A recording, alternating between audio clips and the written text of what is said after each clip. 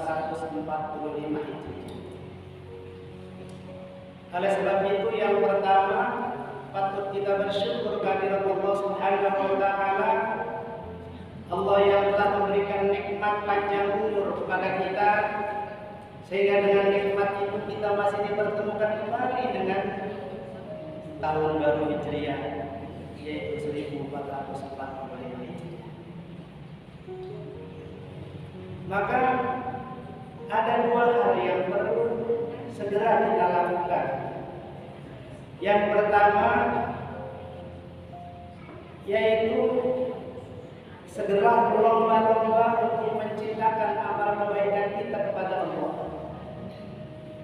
Karena Allah menciptakan kita manusia itu bukan untuk bersenda gurau, bukan untuk bermain-main. Tapi Allah menciptakan kita manusia ini yaitu untuk mengabdi, untuk beribadah, untuk menghamba kepada Allah Subhanahu wa taala. Maka Allah juga dalam ayatnya mengingatkan kepada kita, alladzi khalaqal mauta wal hayata liyabluwakum ayyukum ahsanu amala. Dialah Allah yang menjadikan maut dan hidup. Dalam ayat ini maut dulu lalu hidup artinya apa? Artinya hidup yang sesungguhnya itu adalah hidup setelah kematian. Liyabluwakum, untuk menguji kalian siapa di antara kalian yang paling baik amalnya. Maka yang harus dilakukan oleh kita adalah berlomba-lomba untuk menciptakan amal kebaikan dalam konsep fastabiqul khairat. Ibu hadirat rahimakumullah, berlomba-lomba dalam pangkat atau jabatan. Jabatan terakhir kita adalah pensiun. Betul? Berlomba-lomba dalam harta dan kekayaan. Harta kekayaan kita yang terakhir adalah kain kafan. Betul? Berlomba-lomba dalam kendaraan. Kendaraan kita adalah benda jenazah. Maka Allah Subhanahu wa taala mengingatkan kepada kita agar kita senantiasa dalam kehidupan ini untuk berlomba-lomba menciptakan amal kebaikan.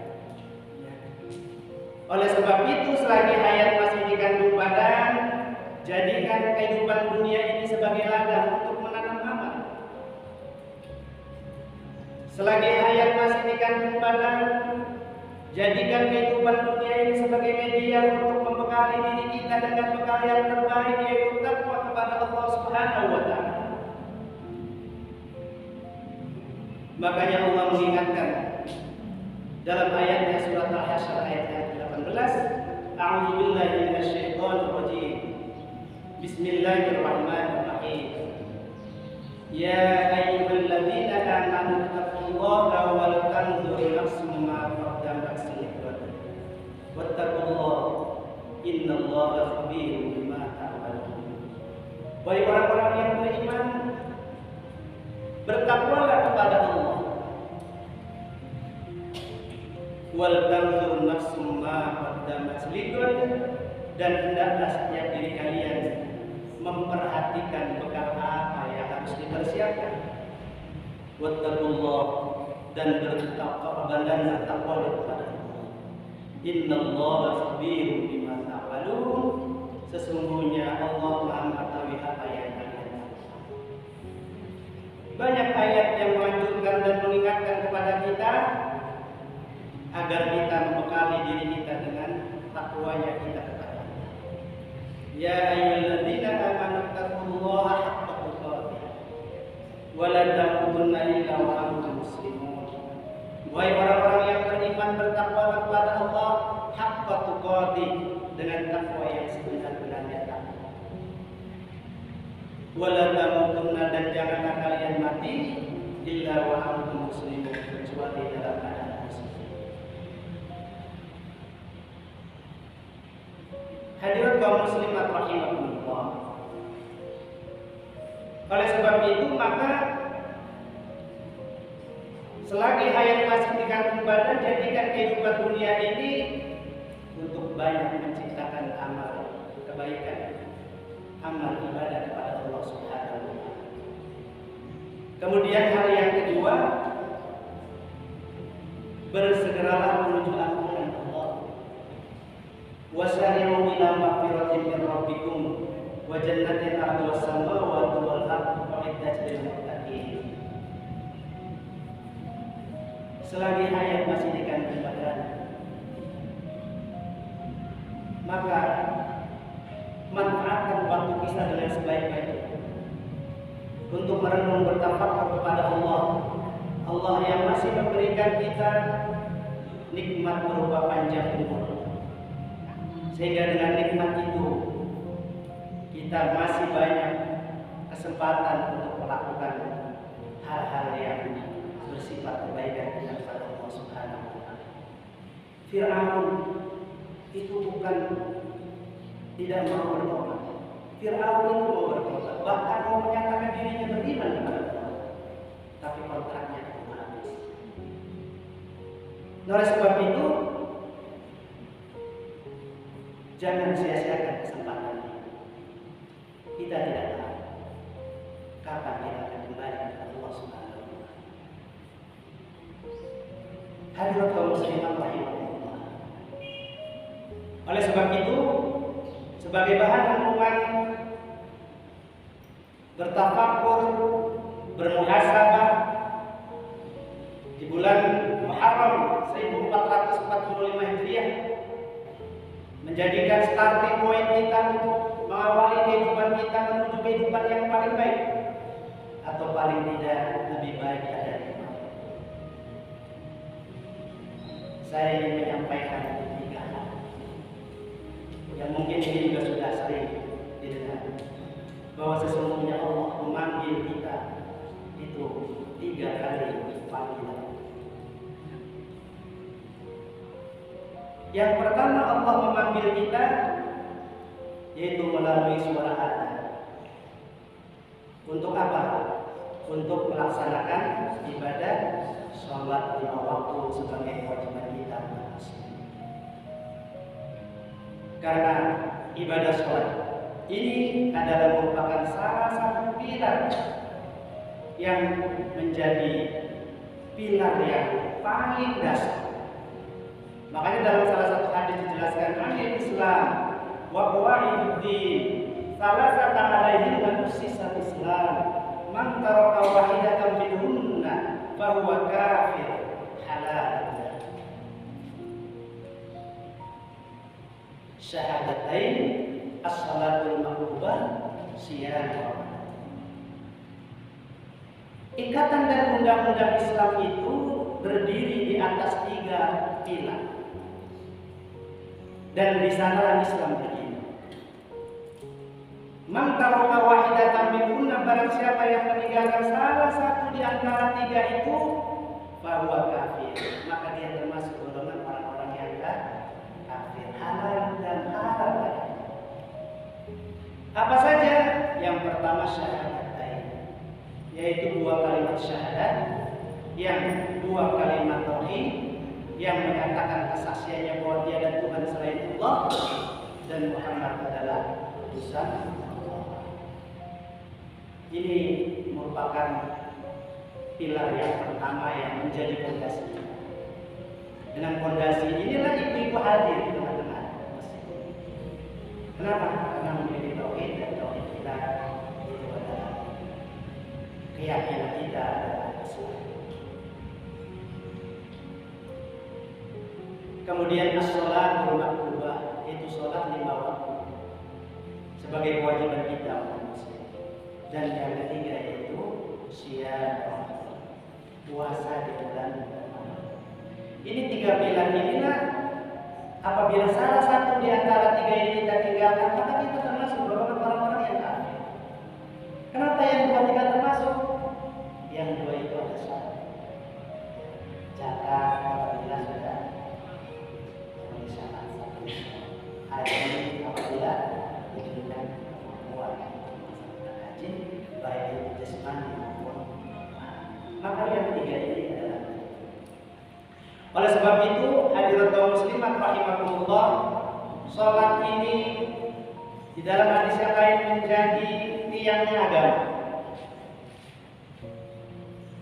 As-salatu imaduddin.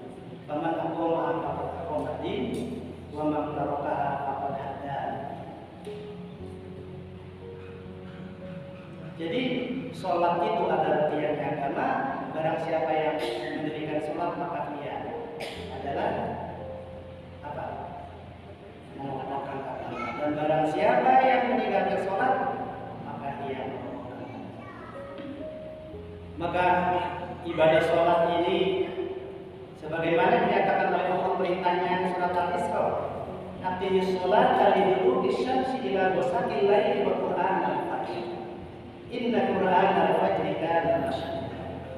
Aqimis sholat, dirikanlah sholat liduluki syamsi, setelah apa? Tergelincirnya matahari, yaitu sholat zuhur dan ila ghasaqil lail, sampai gelapnya malam, yaitu sholat maghrib dan sholat isya. Wa qur'anal fajr, dan dirikanlah sholat fajar, sholat subuh. Inna qur'anal fajri, sesungguhnya sholat subuh itu kana mashhuda, disaksikan oleh para ulama. Ya. Jadi ibadah sholat ini adalah ibadah yang perintahnya langsung disampaikan oleh Allah kepada Rasulullah Muhammad SAW melalui satu peristiwa yang disebut dengan peristiwa Isra wal Mi'raj. Maka awal ma yuhasabu bihi yaumil qiyamah as-shalah. Yang pertama kali dihisab itu adalah nanti sholat. Kalau baik sholatnya maka akan terbawa baik. Kalau sholatnya jelek maka akan terbawa jelek amalan-amalannya. Ya, kenapa? Karena bayaran kafir dan muslim itu tadi sholat. Kalau ibu-ibu nggak mau sholat, ya jadi orang kafir. Bedanya antara muslim dan kafir itu adalah harus sholat. Maka dalam hadis yang lain yang sangat ekstrim ini, man taraka sholat al-khamsa bahwa aduhu min aduwillahi wa rasulih walau mata fala yusallu wa la yusallu alaihi li'annahu nasun min al-kadhib wal khisyan. Na'udzubillahi subhanahu man taraka salat al-khamsa, barang siapa yang meninggalkan salat lima waktu, bahwa aduhu min aduwillahi wa rasulih, maka dia termasuk orang musuhnya Allah dan musuhnya Rasul. Walau mata, dan apabila mati, fala yusallu wa la yusallu, jangan dimandikan dan jangan disolatkan. Li'annahu nasun minal kadhib wal khisyan, karena sesungguhnya orang yang tinggal sholat lima waktu itu adalah najis, seperti najisnya anjing dan babi. Lalu ada pertanyaan, Ustaz, bukannya orang meninggal nggak ada yang pernah tidak disolatkan? Manusia sebagai ta'awun 'alal birri wat taqwa, tolong menolong dan baik. Tapi status manusia di mata Allah bagi orang-orang yang tarik sholat itu adalah musuhnya Allah, musuhnya Rasulullah dan najis, seperti najisnya anjing.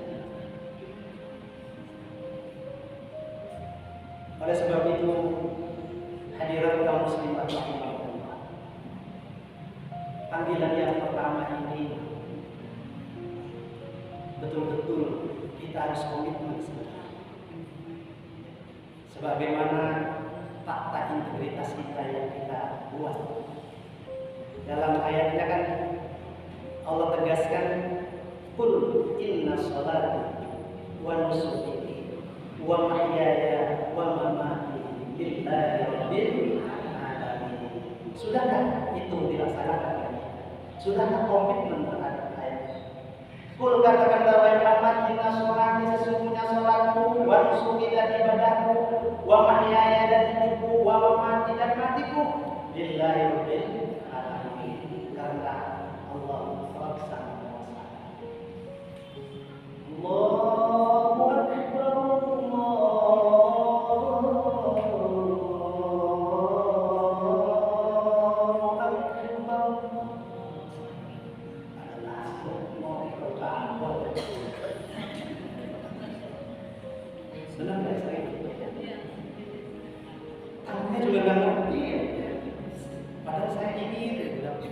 panggilan Allah, langsung wudhu, langsung melaksanakan sholat. Ngobrol dari sebulan.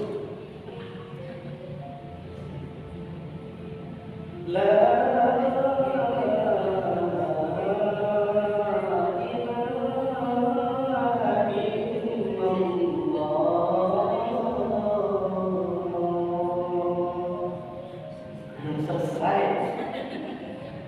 topiknya semakin menarik, bahkan kayaknya susah ditinggalkan. Allahu Akbar, Allahu Akbar, asyhadu an la ilaha illallah. Sampai komat terakhir, la ilaha illallah, itu juga selesai. Ada nggak yang gue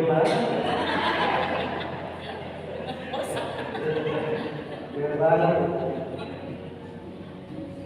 ya, saya kira hampir semua merasakan.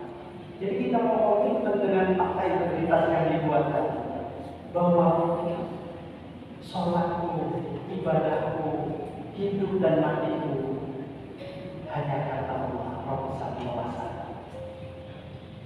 Maka ini yang perlu dicatat oleh kita dan kemudian menjadi bahan perenungan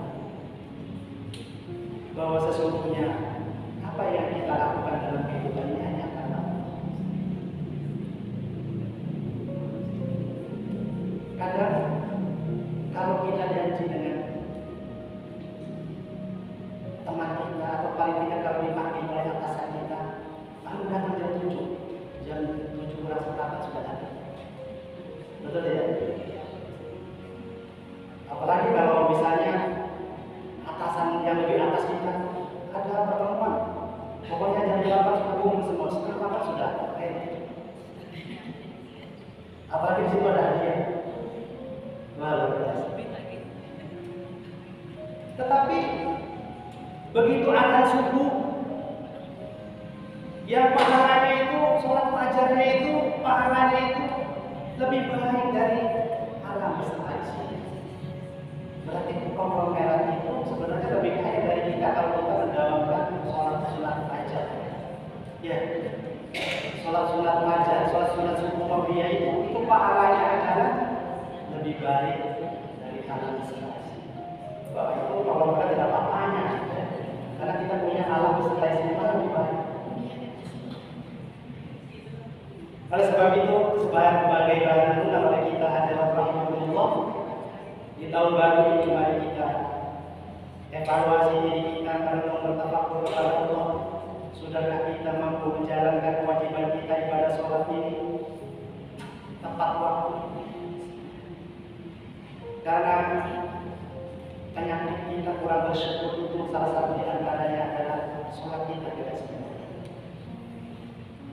Banyak pertanyaan di dalam surat Al-Ma'arij ayat ke-19 sampai ayat 21. Innal insana khuliqa halu'a. Sesungguhnya manusia itu diciptakan oleh Allah dengan memiliki sifat keluh kesah lagi pikir. Wa idza masyahu syarru jazua, dan apabila dipuji oleh Allah dengan kesempitan ia bisanya berkeluh kesah. Wa idza masyahu khairu manwa, apabila dipuji oleh Allah dengan kenikmatan, dipuji dengan pangkat atau jabatan, banyak di antara kita menjadi sombong. Betul? Dipuji dengan kenikmatan berupa harta dan kekayaan, bukan semakin mulia, bukan semakin dermawan, justru semakin terhitung. Kalau melihat ya, uang 1 juta kalau dikasih sama orang 50.000 kurang sekali. Uang 2 juta kalau dikasih ke orang 100.000 kurang 2 juta. Udah hitung-hitungan. Oh, udah doa ngasih ya. Mana itu. Di sini mengenai saya. Itu di sana. Lalu kemudian muncul pertanyaan, kenapa ya sifat-sifat itu melekat pada diri kita? Ya memang itu habitat kita manusia. Bisanya keluh kesah, pelit, pikir, membanding-bandingkan orang di atas kita, sehingga tidak muncul rasa syukurnya kepada Allah Subhanahu wa Ta'ala. Lalu apa yang harus dilakukan? Dalam ayat kelanjutannya ada jawabannya. Ayat yang kedua-duanya, illal musallin, kecuali orang-orang yang sholat. Nah, kata salah satu orang juga, Ustaz, saya udah sholat tapi susah banget ya, sifat-sifat itu hilang. Maka bukannya katanya dalam ayatnya Allah berfirman, inna sholata tanha 'anil fahsya'i wal munkar, sesungguhnya sholat itu dapat mencegah perbuatan yang tidak munkar. Kenapa sholat itu tidak mampu menciptakan nilai-nilai dari sholat itu diterapkan dalam kehidupan sehari-hari? Sholatnya belum sempurna. Ya, namun sinetron tadi iklan itu sholat, tapi belum sempurna sholatnya. Ya. Di waktu-waktu yang seperti itu kita banyak gunakan. Begitu sholat juga hati kita kemana-mana, sahur. Benar nggak? Ya, ini mari kita merenung dan berdoa kepada Allah di tahun baru Masehi ini kita mari kita lihat. Ini panggilan yang pertama. Kemudian panggilan yang kedua adalah panggilan haji. Beruntung bagi orang-orang yang sudah mendapatkan panggilan haji. Labbaik Allahumma labbaik. Ya. Wah, saya rindu. Ingin kembali lagi. Labbaik Allahumma labbaik. Labbaik Allahumma labbaik. Labbaik la syarika lak labbaik. Innal hamda wal ni'mata wal mulk la syarika lak. Kami datang ya Allah, terima kasih. Kami datang ya Allah, terima kasih. Innal hamda sesungguhnya pujian, wal ni'mata dan kenikmatan, wal mulk dan kerajaan hanya milik, la syarika lak, dan sekutu. Dan ini adalah merupakan kewajiban kita. Walillahi 'alan nasi hajjul baiti man istata'a ilaihi sabila. Ada kewajiban manusia kepada Allah untuk melaksanakan ibadah haji bagi yang mampu berangkat ke haji. Nah, pertanyaan kita, apakah kita termasuk golongan orang-orang yang mampu? Coba kita analisanya logika aja. Sekarang untuk porsi haji itu 25 juta dapatkan porsi haji. Ya kan? Banyak orang yang mobilnya 2, motornya 4, tapi dia tidak beli tiket untuk porsi. Berarti sebenarnya dia punya kewajiban tidak? Apa saja saya mau mampu? Atau ada juga yang usia saya ini udah 50-an, kayaknya udah haji. Enggak, niatkan aja beli tiket. Siapa tahu nanti ada kebijakan pemerintah, kemudian panjang umur kita dilakukan. Jadi ada salah mindset di kita bahwa seolah-olah haji itu belum dapat panggilan. Nah, kalau kita tidak beli tiket pasti kami. Maka cerita-cerita heroik itu kan sering yang menjadi inspirasi kita, ibu ya, tukang bubur naik, ya, bahkan tukang daun naik haji. Cerita heroik, pas ditanya, Bapak benar jual daun ya? Terus bisa berangkat haji? Ya saya jual daun setahun kan. Ya, yang nggak masalah itu sebenarnya. Ya, ternyata dia. Memang haji ini adalah panggilan, sehingga banyak orang yang mengaku bahwa memang dipanggil, maka tidak ada. Tapi orang yang kadang-kadang secara logika tidak mungkin untuk berangkat haji karena Allah sudah memanggil dia. Makanya jamaah haji sudah semuanya kemarin terakhir kita doakan mudah-mudahan hajinya menjadi haji yang makbul, umrohnya menjadi umroh yang makbul. Allahumma ja'al hajjana hajjan mabrur wa sa'yana sa'yan masykur wa dhanbana dhanban maghfur wa amalana amalan maqbulan wa tijaratan taqabbal ya ayyuhal muslimun akhrijna min Mari ibu-ibu kita coba merenung. Saya belum mampu ya.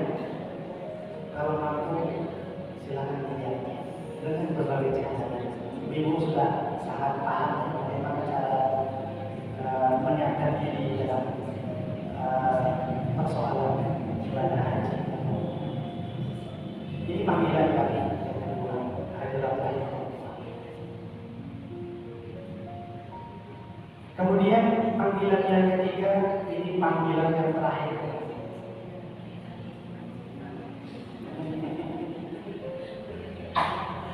Panggilan yang ketiga ini adalah panggilan yang terakhir.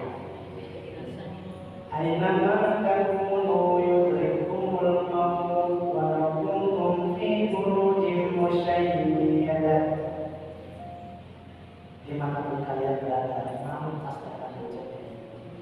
Walaupun kalian berada pada tembok yang kokoh, walaupun kalian berada pada makhluk yang kokoh. Oleh sebab itu, kita tidak tahu kapan ajaran terjadi. Karena setiap yang bernyawa pasti akan merasakan mati. Kullu nafsin dha'iqatul maut, tsumma ilaina turja'un. Setiap yang bernyawa pasti akan merasakan mati, kemudian kepada kita kalian akan kembali. Kullu nafsin dha'iqatul maut, wa innama tuwaffawna ujurakum yawmal qiyamah. Faman zuhziha 'anil nar wa udkhila al-jannata faqad faz. Wa mal hayatud dunya illa mata'ul. Setiap yang bernyawa pasti akan merasakan mati. Wa innama tuwaffawna ujurakum yawmal qiyamah. Dan sesungguhnya pada hari kiamat itu amal kita disempurnakan. Faman zuhziha 'anil nar wa udkhila al-jannah, barang siapa yang dijauhkan dari neraka dan dimasukkan ke dalam surga, maka mereka itu orang-orang yang beruntung. Wa ma hayatud dunya illa mata'ul ghurur, dan tiadalah kehidupan dunia itu melainkan kebahagiaan yang menggoda. Jadi semua akan merasakan mati.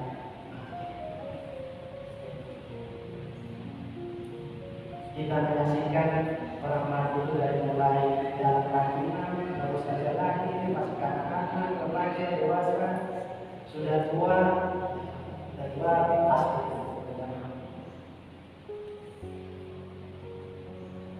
Oleh sebab itu, maka Rasulullah mengingatkan kepada kita agar memperbanyak ingat. Aksiru min dzikri hadhil ladzat. Perbanyaklah ingat akan terputusnya kelezatan, yaitu maut. Jadi maut ini diistilahkan hadhil ladzat, terputusnya kelezatan. Kenapa? Karena memang hidup di dunia ini lezat. Kenapa? Taat atau tidak taat, Allah senantiasa memberikan rezeki kepada setiap hambanya. Maka itulah sifat rahmatnya Allah Subhanahu. Maka berbeda dengan orang-orang yang akan mendapatkan nikmat, yaitu adalah orang yang taat dalam kehidupan. Itulah sifat rahmatnya Allah Subhanahu. Satu sisi kematian ini adalah suatu peristiwa yang dilakukan. Sisi lain kematian ini harus banyak diingat. Apakah di sini hanya mengaku-ngaku dilarang? Tidak. Bukankah manusia itu sering terlena di dalam keadaan yang makmur? Apa jadinya jika tiba-tiba mau datang menjemput kita sementara kita belum mempersiapkan apa-apa? Kita mau masalah wajib, mau uang, apalagi kalau pulang ke akhirat. Pulang ke akhirat itu selama-lamanya, karena itu di dunia ini kata Rasul Ahmad ummati ma baina sabai wa sab'in lakum mayajus. Umur umatku itu berkisar antara 60 sampai 70 tahun. Kalau ada yang lebih, yang dikasih lebih, maka jumlah orang yang tidak banyak. 60 sampai 70 tahun. Ada yang lebih tidak banyak. Maka kita harus senantiasa mempersiapkan untuk perkara di kehidupan akhirat. Karena kehidupan akhirat itu kekal. Wal akhiratu khairun laka minal ula wal akhiratu khairun. Kehidupan akhirat itu adalah kehidupan yang paling lama. Kehidupan akhirat adalah kehidupan yang terbaik kalau bersama.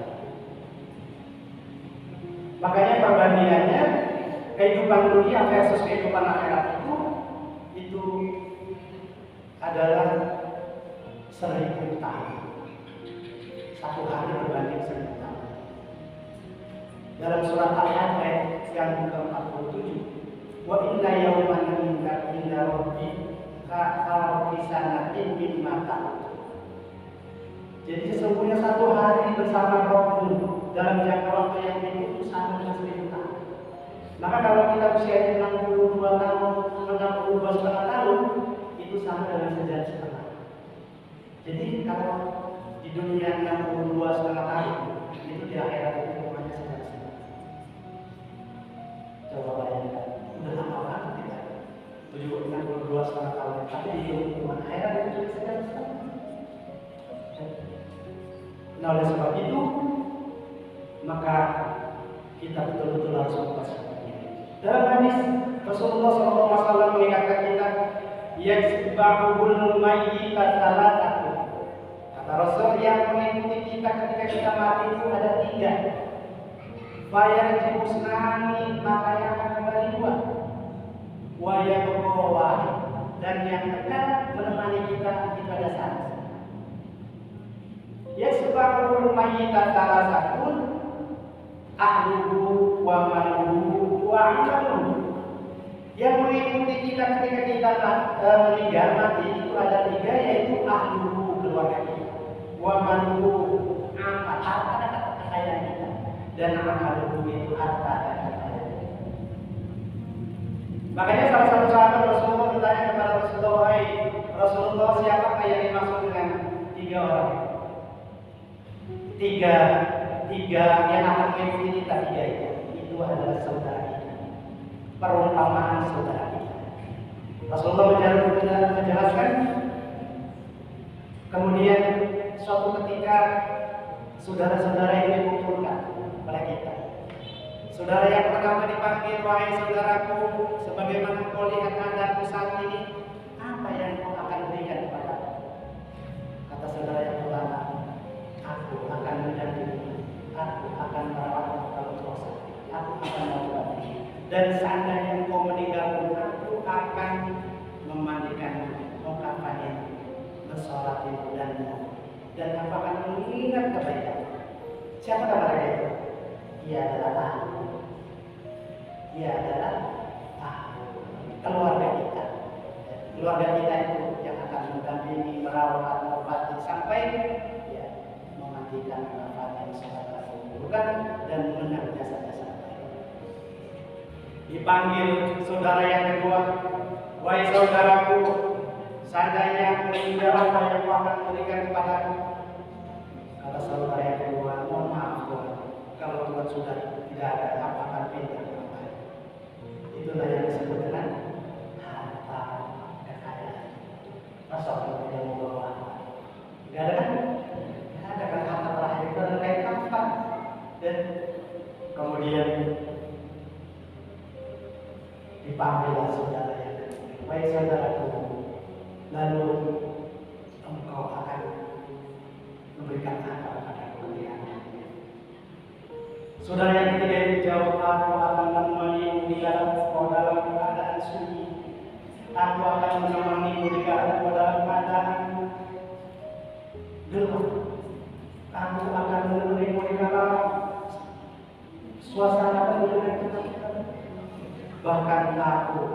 membantumu ketika dia memisah. Siapa dia? Dia adalah amal perbuatan kita.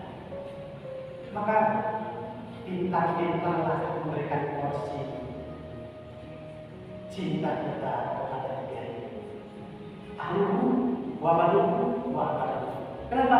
Karena sesungguhnya ternyata yang kekal selain Allah dan Rasulullah adalah amal kita. Amal kita itu akan menemani di kuburan. Kalau perempuan berarti menjelma seorang perempuan yang cantik menemani kita.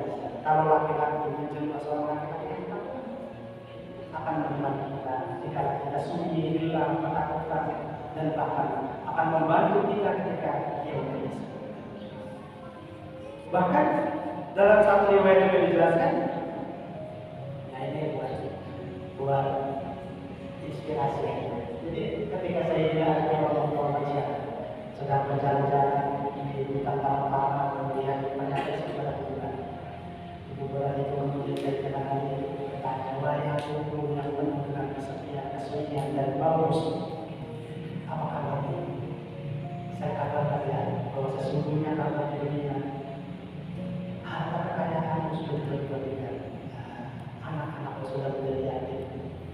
Ternyata suamimu atau istrimu sudah tidak ada.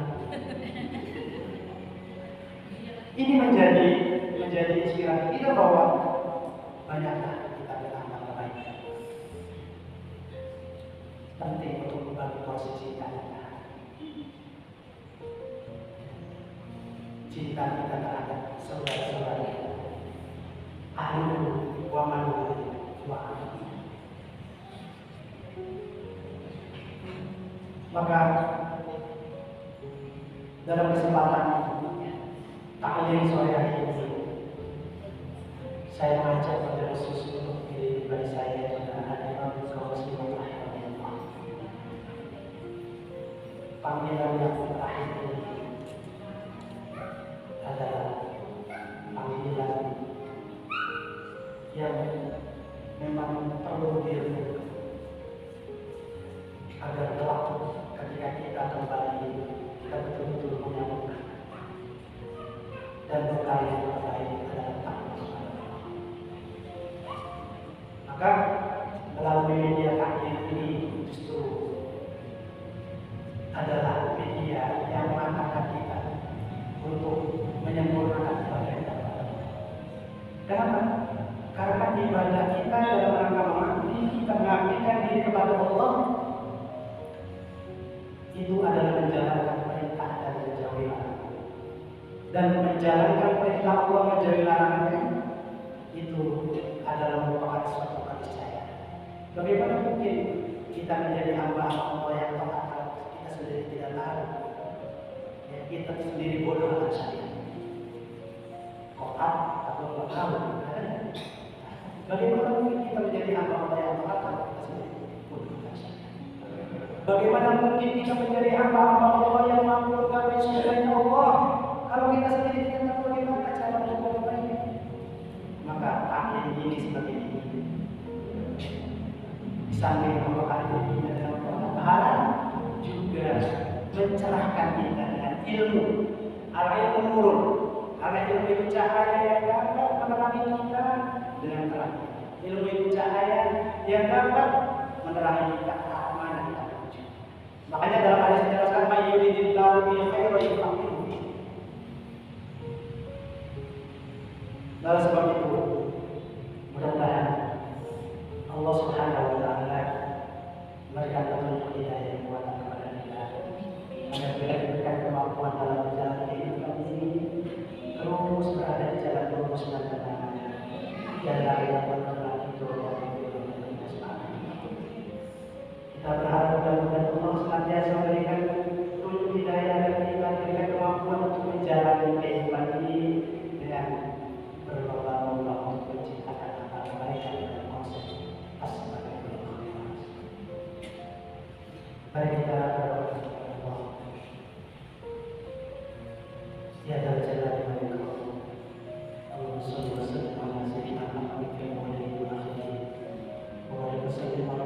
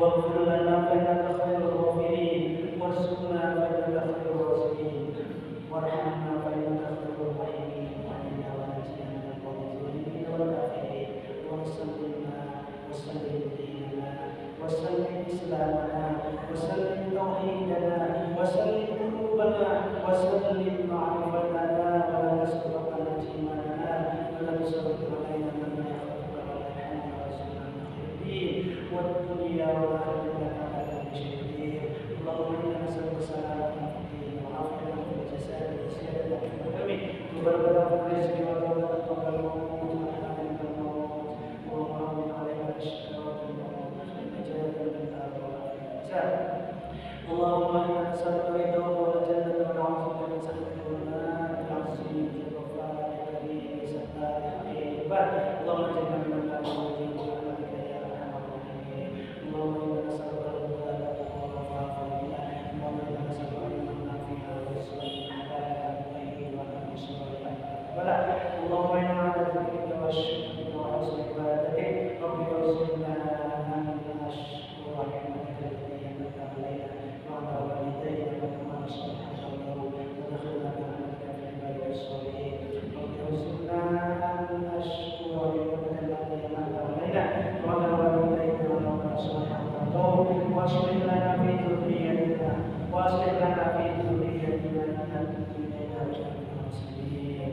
اللهم إنا بالإيمان وأنسنا بالإيمان واحشرنا بالإيمان وادخلنا الجنة مع الإيمان. اللهم إنا بحيث العلماء وأنسنا بموت الشهداء واحشرنا يوم القيامة في صراط الأولياء وادخلنا الجنة مع الأنبياء يا سلام برحمتك يا أرحم الراحمين. اللهم ارفعنا البلاء والبلاء والوباء والفحشاء والمنكر والبغي والسلوك والخليفة الشدائد والريحان ما ظهر منها وبطن مما لنا نخلص لا مسلمين